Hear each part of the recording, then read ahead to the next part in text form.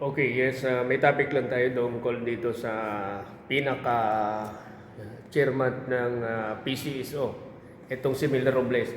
Mel Robles, marami ng mga politiko ang nananawagan na mag-resign na po kayo sa inyong posisyon dyan dahil nadudungisan na po ang PCSO dahil sa inyo. Dahil marami po ang hindi naniniwala na may nanalo po sa luto.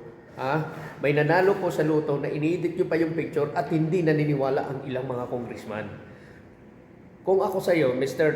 Mel Robles ng PCSO, mag-resign ka na kasi nadudungisan talaga yung PCSO tungkol sa iyo. Mahiya naman tayo.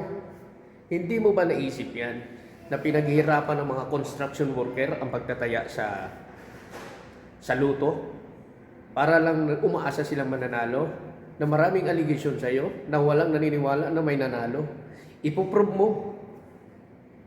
Marami na nanawagan ng mga ilang mga politiko, mga congressman. Itong sina sa Congressman Barbers. Marami na.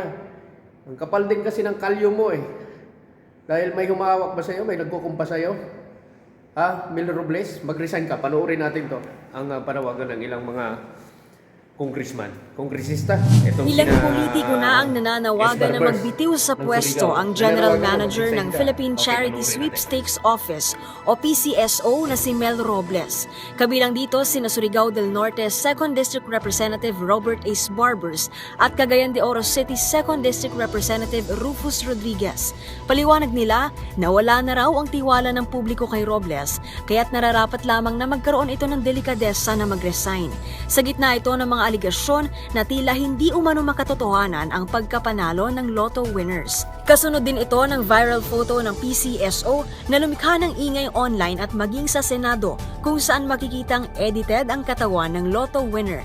Sagot naman ni Robles, baka hindi alam ng mga naturang politiko ang mga naabot o napagtagumpayan ng PCSO sa ilalim ng kanyang pangangasiwa.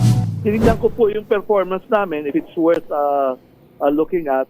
We reached our target, had a surplus of 4 billion.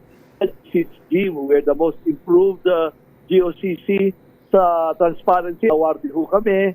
So tinitignan ko po, tinitimbang ko yung sinasabi nila sa na-achieve ng PCSO under my watch. And modesty aside, baka ako hindi nila ho alam yung aming mga achievements that we have hit our targets and surpassed them. Handa raw si Robles na magbitiw. Mga congressman. Kaya ikaw Robles, Mel Robles, mag-resign ka na. Dahil nakakasira ka na sa PCSO. At hindi sapat yung pag-resign mo. Dapat habulin kung ikaw talaga may pananagutan dito at dapat kasuhan ka.